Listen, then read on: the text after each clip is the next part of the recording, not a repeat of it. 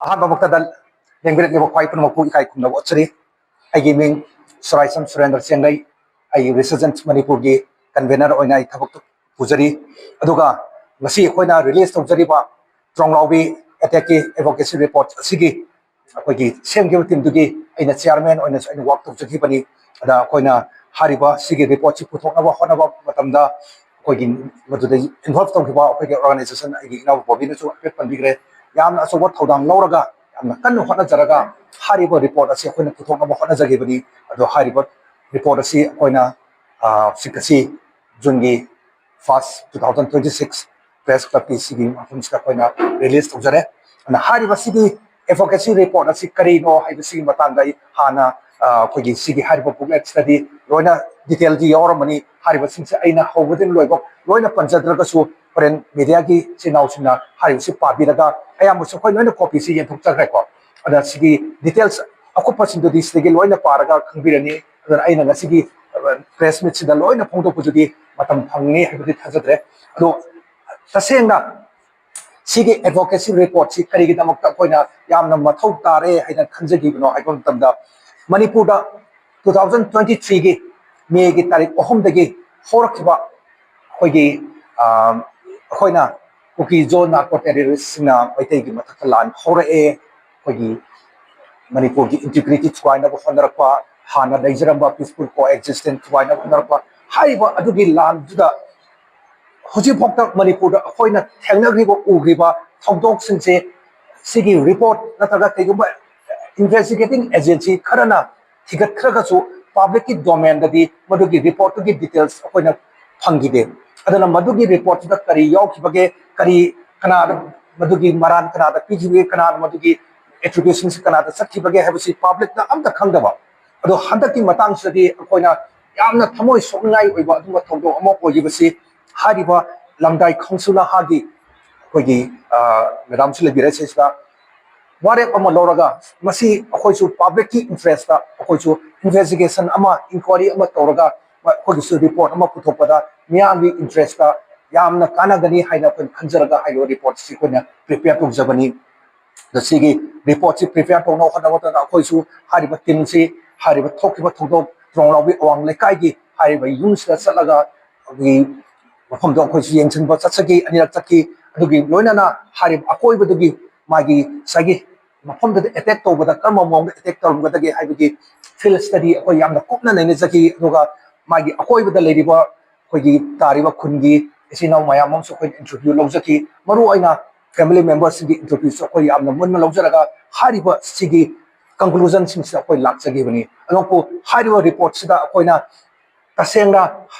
मदुदा attack तौरिबा कांगुसी तसेंगा cookie जो terrorist आइना खोयना मयाम खंगजे मखोयना तौगिब्रा अत्रगा तौगिदब्रा हाइबसिगी मतंग ससु अखोयना सिगी हाइबा रिपोर्ट सिदा पंजरे ना खोयना पंजरी बसी कम अमाउंट बेसिस कम बेसिस अखोयना हेता मोना तौगनी हाना हेता खोयना एजम्पशन अमदा खोयना आइना खोयना लोचिनजदि अखोयना ममांग थोकिबा केस स्टडीज अखोयना सिसे पंजरे हाइबा केस स्टडीज क्वाक्टागी अदुगा हाइबा 2023 की मे की तारीख सिगी लोसरप साइड थोकिबा थौदो कुकी हाइबा सिगी सिसना मैतै सिंगी मथक्ता मरोइना मोरांगी केंद्रगी लेरिबा सिगी एरिया दा मोना तौगिबा अटैक की आदुगी रेफरेंस लुजरगा हारिबा कंक्लूजन से अखोना लाक्सकीबनी हारिबा अप्रैल की तारीख 3 2026 के अहिंगी मतम तौगिबा अटैक तो कुकी टेररिस्ट सिंगनी हाइबसी मदुगी कंक्लूजन दा अखोना लाक्सबनी अदोंको अखोना सीजनरीबा एविडेंसिंग रेफरेंसिंग से मसी अखोना सु गवर्नमेंट का अदुना बोने अखोना एडवोकेसी रिपोर्ट आइना अखोना पुथुकचरी से गवर्नमेंट का अखोना अपील तौजरी सिगी हारिबा रिपोर्ट से अदुम यावरबनी गवर्नमेंट फोरेंसिक एक्सपर्ट सिंगी खुतांगा फंगिबा एविडेंस म्याम सिंगो नैना बिरगा अखोना पुथोइबा रिपोर्ट सिना गवर्नमेंट हेन्ना अखोना इन्वेस्टिगेशन तोरपदा नत्रगा मतुंग तारपा थंदोकसिंदा टिकट कोलपदा मसिना सुखरा गाइडलाइंस अमा ओइना मखोइदा मतेंग खरा पिगद्रा हाइबदो अदुगी दमता अखोना सुखथोक चरपनी अदु मयामना सु खंबिरे हाइबा थौदोकसि ट्रोंगलाओबीगी ओइना बाबुतोन हाइबा नुपासिगी मयुमदा थोकिबा बॉम्ब ब्लास्ट नि अतोपा अमदुना लाइबक फबदगी अमदुना पोखाय होद्रे अदु हुजपोक्ता अखोइना थिगत चरपदा फंगजकिबा एविडेंस खरदि खोइगी खुत लाखिद्रे खोइना खुंगंगी दुगी ꯑꯀꯣꯏꯕꯗ ꯂꯩꯕ ꯁꯤꯡꯗꯨꯒꯤ ꯃꯣꯏꯅ ꯚꯤꯗꯤꯑꯣ ꯅꯝꯍꯧꯕ ꯃꯣꯏꯒꯤ ꯐꯣꯇꯣ ꯀ꯭ꯂꯤꯞꯄꯤꯡꯁꯤꯡ ꯑꯗꯨꯝꯕꯗ ꯑꯩꯈꯣꯏꯅ ꯁ꯭ꯇꯗꯤ ꯇꯧꯖꯔꯒ ꯑꯩꯈꯣꯏꯒꯤ ꯐꯣꯔꯦꯟꯁꯤꯛ ꯑꯩꯈꯣꯏꯅ ꯍꯦꯛ ꯗꯥꯏꯔꯦꯛ ꯑꯗꯨꯒꯤ ꯀꯩꯅꯣꯗꯤ ꯈꯨꯗꯣꯡꯆꯥꯕ ꯐꯪꯈꯤꯗꯕꯅꯤꯅ ꯑꯗꯨꯝꯕꯨ ꯍꯥꯏꯔꯤꯕ ꯑꯗꯨꯒꯤ ꯕꯦꯁꯤꯁꯁꯤꯡꯁꯤꯗ ꯑꯩꯈꯣꯏꯁꯨ ꯅꯩꯅꯖꯔꯒ ꯑꯩꯈꯣꯏꯅ ꯇꯧꯈꯤꯕ ꯕꯣꯝ ꯑꯦꯇꯦꯛꯇꯨ IEDꯅ ꯄꯣꯈꯥꯏꯕꯅꯤ ꯍꯥꯏꯕꯁꯤꯃꯁꯨ ꯑꯩꯈꯣꯏꯅ ꯀꯟꯐꯥꯔꯝ ꯇꯧꯖꯔꯦ ꯃꯗꯨꯗ ꯐꯪꯈꯤꯕ ꯏꯕꯤꯗꯦꯟꯁꯗꯨꯒꯤ ꯃꯇꯨꯡ ꯏꯟꯅ ꯍꯥꯏꯔꯤꯕ IEDꯁꯤ ꯃꯣꯏꯅ ꯀꯅꯥꯒꯨꯝꯕ ꯑꯩꯈꯣꯏꯒꯤ ꯔꯤꯄꯣꯔꯠ ꯈꯔꯒꯤ ꯀꯅꯥꯒꯨꯝꯕ ꯈꯔꯒꯤ ꯋꯥꯔꯤꯗꯒꯤꯗꯤ ꯂꯥꯞꯅ ꯀꯥꯞꯄꯛꯄꯅꯤ ꯍꯥꯏꯅ ꯀꯥꯞꯄꯛꯑꯒ ꯍꯥꯏꯕ ꯊꯣꯡꯅꯥꯎꯁꯨ ꯄꯥꯜꯂꯒ ꯄꯣꯈꯥꯏꯕꯅꯤ ꯍꯥꯏꯕ ꯑꯗꯨꯒꯨꯝꯕ ꯚꯔꯖꯟꯁ ꯃꯌꯥꯝ ꯑꯃꯁꯨ ꯄꯨꯊꯣꯔꯛꯏ ꯑꯗꯨ ꯍꯥꯏꯔꯤꯕ ꯑꯩꯈꯣꯏꯅ ꯐꯥꯏꯟꯗꯤꯡꯁꯤꯗꯤ ꯍꯥꯏꯔꯤꯕ ꯕꯣꯝ ꯑꯁꯤ ꯊꯣꯡꯅꯥꯎꯗ ꯊꯦꯠꯂ ꯊꯝꯃꯝꯃꯒ ꯇꯥꯏꯃꯔ ꯑꯃ ꯍꯥꯞꯆꯜꯂꯝꯃꯒ ꯍꯥꯏꯔꯤꯕ ꯇꯥꯏꯃꯔꯁꯤ ꯃꯣꯏꯅ ꯑꯣꯟ ꯇꯧꯔꯝꯃꯒ ꯍꯥꯏꯔꯤꯕ ꯃꯗꯨꯗ ꯆꯪꯉꯛꯈꯤꯕ ꯃꯣꯏꯒꯤ ꯉꯁꯥꯏꯒꯤ ꯇꯦꯔꯣꯔꯤꯁꯁꯤꯡꯗꯨꯗꯤ ꯕꯣꯝꯁꯤꯗ ꯄꯣꯈꯥꯏꯗꯒꯤ ꯃꯑꯣꯡꯗ ꯃꯣꯏꯗꯤ ꯉꯁꯥꯏꯒꯤ ꯕꯦꯁ ꯑꯦꯔꯤꯌꯥꯗ ꯌꯧꯈ꯭ꯔꯦ ꯍꯥꯏꯕꯁꯦ ꯑꯩꯈꯣꯏꯅ ꯐꯪꯖꯔꯤꯕ ꯏꯕꯤꯗꯦꯟꯁ ꯈꯔꯗꯨꯅ ꯄ꯭ꯔꯨꯐ ꯇꯧꯕꯅꯤ ꯑꯗꯨꯒꯤ ꯔꯤꯄꯣꯔꯠꯁꯦ ꯑꯗꯨꯝ ꯌꯥꯝꯅ ꯗꯤꯇꯦꯜꯁ ꯑꯣꯏꯅꯗꯤ ꯍꯥꯏꯖꯔꯔꯣꯏ ꯃꯔꯨꯑꯣꯏꯅ ꯑꯩꯈꯣꯏꯅ ꯁꯤꯒꯤ ꯑꯦꯗꯚꯣꯀꯦꯁꯤ ꯔꯤꯄꯣꯔꯠꯁꯤꯗ ꯑꯩꯈꯣꯏꯅ ꯄꯨꯊꯣꯛꯆꯔꯛꯅꯕ ꯍꯣꯠꯅꯖꯔꯛꯏꯁꯦ ꯁꯤꯒꯤ ꯍꯥꯏꯔꯤꯕ ꯊꯧꯗꯣꯛꯁꯤꯅ ꯃꯃꯥꯡꯗ ꯊꯣꯛꯈꯤꯕ ꯊꯧꯗꯣꯛꯇꯨꯒ ꯀꯌꯥꯝ ꯃꯔꯤ ꯂꯩꯅꯕꯒꯦ ꯀꯦꯁ ꯁ꯭ꯇꯗꯤꯁ ꯑꯅꯤꯈꯛ ꯑꯩꯈꯣꯏꯅ ꯏꯁꯤꯟꯖꯩꯀꯣ ꯍꯥꯏꯔꯤꯕ ꯀꯦꯁ ꯁ꯭ꯇꯗꯤꯁ ꯑꯅꯤꯗꯨꯒ ꯁꯤꯒꯤ ꯇ꯭ꯔꯣꯡꯂꯥꯎꯕꯤꯒꯤ ꯊꯧꯗꯣꯛꯁꯤꯒ ꯀꯌꯥꯝꯅ ꯃꯔꯤ ꯂꯩꯅꯕꯒꯦ ꯍꯥꯏꯔꯤꯕ ꯂꯩꯅꯔꯤꯕ ꯃꯔꯤꯁꯤꯅ ꯃꯈꯥ ꯇꯥꯕ ꯇꯨꯡꯗ ꯇꯧꯔꯛꯀꯗꯧꯔꯤꯕ ꯃꯩꯇꯩꯁꯤꯡꯒꯤ ꯃꯊꯛꯇ ꯃꯣꯏꯅ ꯇꯧꯔꯛꯀꯗꯧꯔꯤꯕ ꯆꯠꯊꯔꯛꯀꯗꯧꯔꯤꯕ ꯑꯦꯇꯦꯛꯁꯤꯡꯁꯦ ꯍꯥꯏꯔꯤꯕ ꯊꯣꯛꯈꯤꯕ ꯊꯧꯗꯣꯛꯇꯨꯅ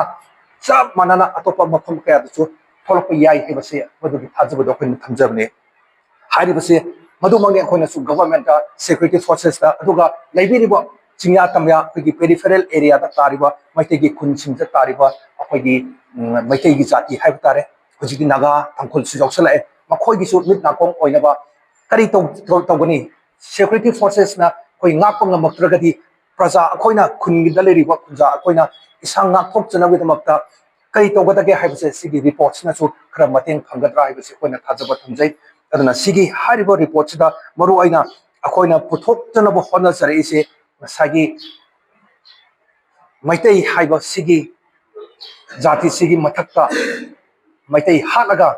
ꯀꯨꯀꯤꯂꯦꯟ ꯁꯦꯝꯒꯅꯤ ꯍꯥꯏꯕꯁꯤꯒꯤ ꯄꯥꯟꯗꯝꯁꯦ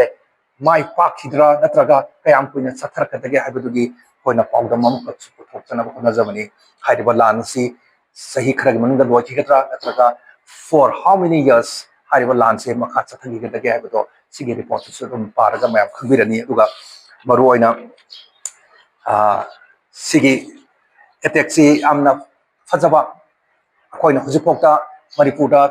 ꯃꯦꯒꯤ 2023ꯒꯤ ꯃꯦꯗꯒꯤ ꯊꯣꯛꯈꯤꯕ ꯊꯧꯗꯣꯛꯁꯤꯡꯒꯤ ꯃꯅꯨꯡꯗ ꯈ꯭ꯋꯥꯏꯗꯒꯤ ꯋꯦꯜ ꯑꯦꯛꯖꯤꯀ꯭ꯌꯨꯇꯦꯠ ꯍꯥꯏꯕ ꯇꯥꯔꯦ ꯌꯥꯝꯅ ꯃꯑꯣꯡ ꯇꯥꯕ ꯄꯤꯌꯣꯔꯂꯤ ꯑꯩꯈꯣꯏꯒꯤ military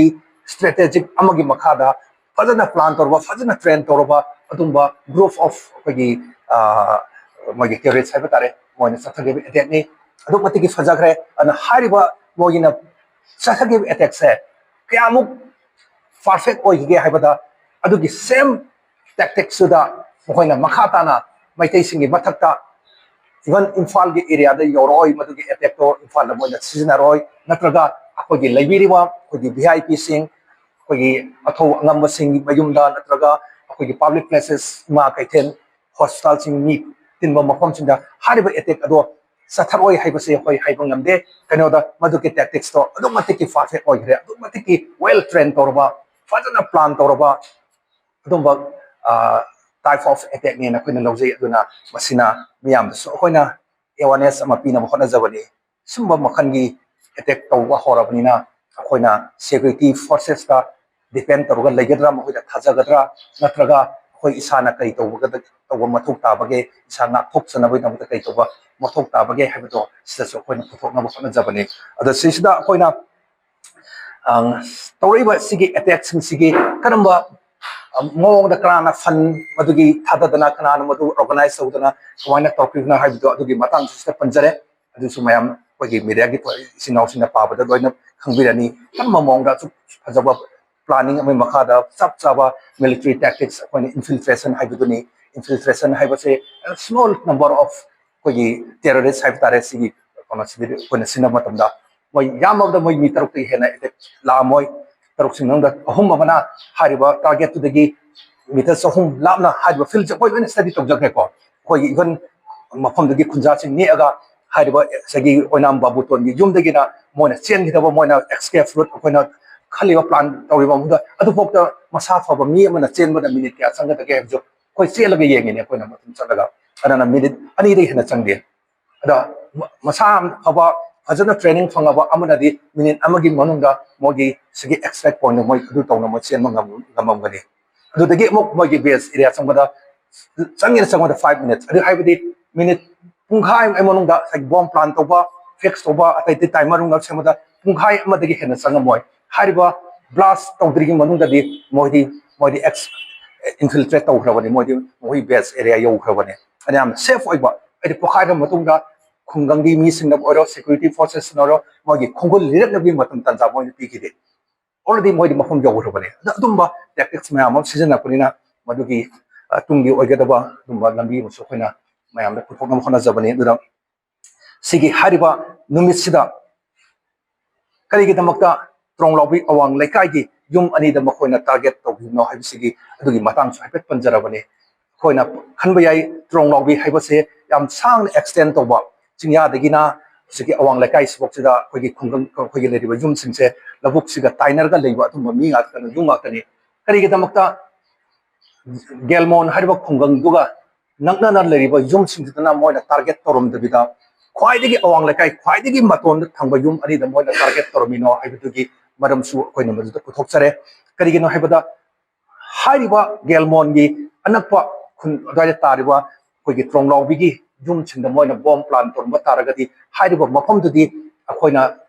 mayamna su tabi ko nongalaga miyamna mof violence ko botamda CRPF % na kapada mi legide hariba CRPF post ko ga yamna nangana leibani moigi surveillance leiba mafam dina haibu da moina attack ko da moigi tactically moida yamna kana ki da waitare aduna hariba out of surveillance of the CRPF person post again aduna awang laikai da lakhi bane aduga hariba mafam da de koina hajuri se moina sinagiba khusu khlai sing mogi ID sing adugi matung inadi pokhai de ngade moidi already moidi retreat taw khrabane chen khrabane aduna makhoi da yam safe ojiba aduma mafam khara yaukre aduda sisida koina hangba yai kana kum bakragi motasu